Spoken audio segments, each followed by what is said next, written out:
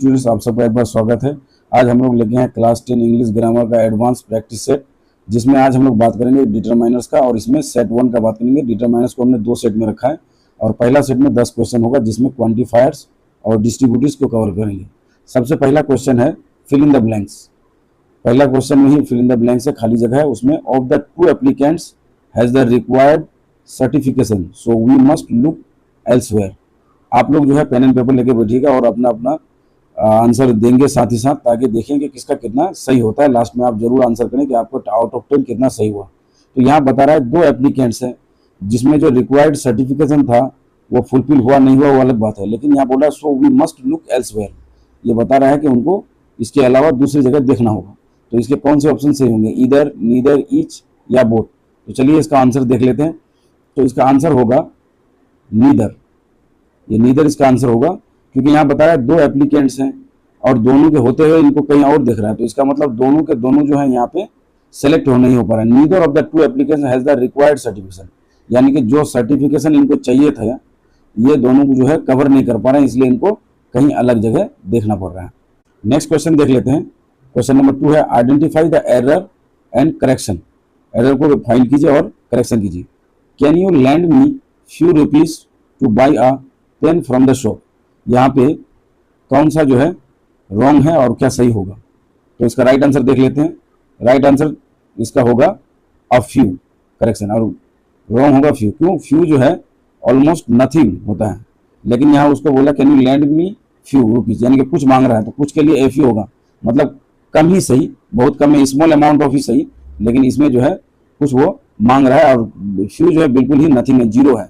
तो जीरो के बदले में नहीं, जीरो से थोड़ा बहुत ज़्यादा वो मांग रहा है, स्मॉल अमाउंट इसमें मांग रहा है, तो इसलिए इसके लिए जो है हम लोग ए फ्यू का यूज़ करेंगे।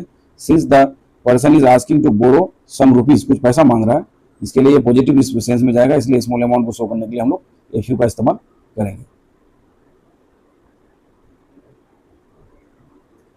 अगला क्वेश्चन देख लेते हैं। Question number 3, choose the correct option. जो सही ऑप्शन है उसको चूज करना है। देयर इज डैश, खाली जगह, hope of his recovery the doctors have given up. यहाँ पे बोल रहा है रिकवरी का होप है, डॉक्टर ने गिव अप कर दिया है, छोड़ दिया। तो इसका आंसर क्या होगा? Option number a little, be a little, see few या फिर डी एनी। तो इसका राइट आंसर देख लेते हैं। इसका जो राइट आंसर है वो होगा ऑप्शन नंबर ए लिटिल।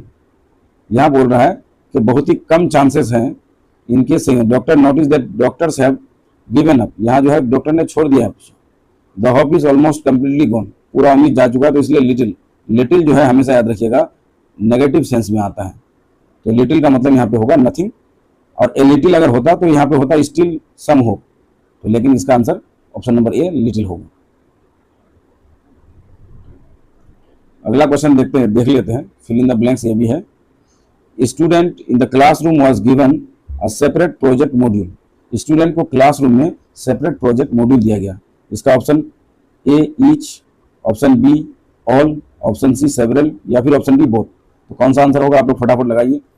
तो चलिए इसका आंसर देख लेते हैं।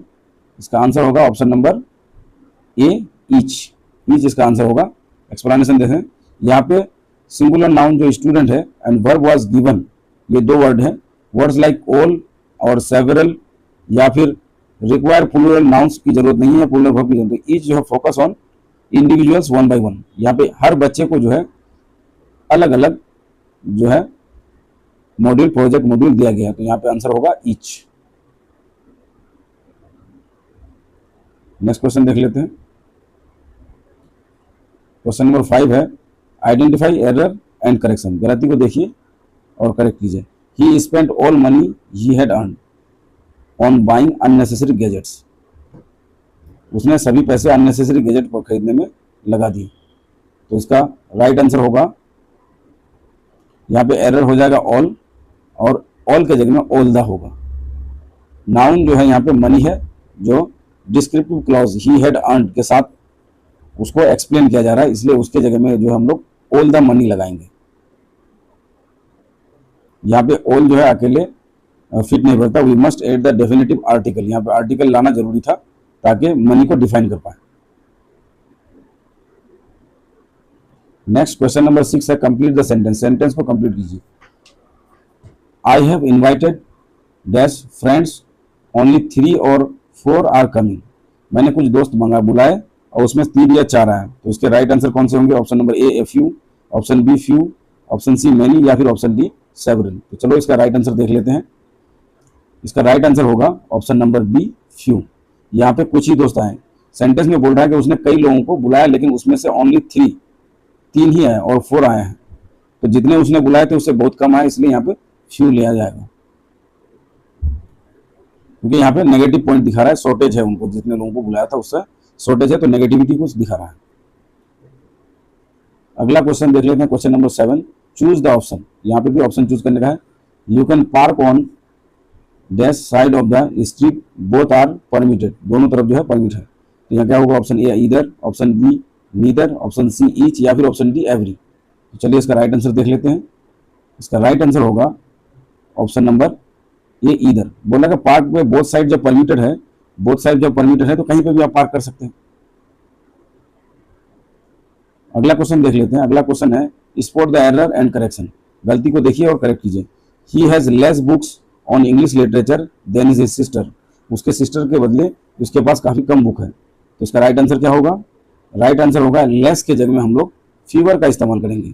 अगर आप जब भी थिंग्स की बात करते हैं तो वहाँ इंडिविजुअली, खासतौर से जैसे बुक्स का यूज कर रहे हैं, तो बुक्स एक ऐसा चीज है जो इंडिविजुअल चीज है, इंडिविजुअली बुक्स को इंडिकेट कर रहे हैं, तो जब इंडिविजुअलिटी यूज करेंगे तो तब वहां पे हम लोग फीवर का इस्तेमाल करेंगे, ना कि लेस का। अच्छा, एक दूसरा चीज और ये है कि बुक्स जो है ये काउंटेबल नाउन है, तो काउंटेबल नाउन को काउंट कर सकते हैं, इसलिए फीवर लगाएंगे। लेस अगर होता तो वहां पे वाटर या अमाउंट ऐसी चीज होता जिसको वे करते या फिर मेजर करते। नेक्स्ट क्वेश्चन, आज का सेकंड लास्ट क्वेश्चन है, फिल इन द ब्लैंक्स। खाली जगह को भरिए। Of the committee dash of the committee members agree to the proposal causing a deadlock. इसके ऑप्शन नंबर ए है none, option b both, option b all, option c both या फिर option D every. तो इसका right answer क्या होगा? उम्मीद है कि आप लोग लिख लिए होंगे। तो इसका राइट आंसर होगा नन। यहाँ पे नन पॉइंट आउट किया जा रहा है। क्वेश्चन बता रहा है कि नन ऑफ दी, इसमें जो है नन इस्तेमाल होगा, NONE। None of the committee members, committee members में कोई भी जो है प्रपोजल को एक्सेप्ट नहीं करता, एग्री नहीं करता है, कॉजिंग अ डेडलॉक। इसको डेडलॉक कहा गया है। डेडलॉक कब हैपन होता है? जब 0 पीपल एग्री, कोई भी एग्री नहीं करता, उसको डेडलॉक मान लिया था, इसलिए यहाँ पे नन होगा, कोई भी एग्री नहीं किया। आज का लास्ट क्वेश्चन है question number 10, select the option. सही ऑप्शन चूज कीजिए। May I have dash water, I am terribly thirsty. इसका ऑप्शन है option A any, option B some, option C many या फिर ऑप्शन डी ईच। तो इसका right answer चलो देख लेते हैं। उम्मीद है आप लोग कर लिए होंगे। तो इसका राइट आंसर होगा option number B some. Some क्यों होगा? May I have some water. Usually question use with any, but polite request जब हम लोग करते हैं तब हम लोग सम का यूज करते हैं, बिकॉज स्पीकर जो है यहाँ एक्सपेक्ट करता है पॉजिटिव यस। जब हम लोग पॉजिटिवली यस यूज करते हैं तो ऐसे केस में हम लोग सम का यूज कर सकते हैं। तो ये आज का था। आप लोग बताएं कमेंट में जरूर कि 10 में से आपको कितने सही हुए। नेक्स्ट पार्ट के लिए जुड़े रहिए। Thank you.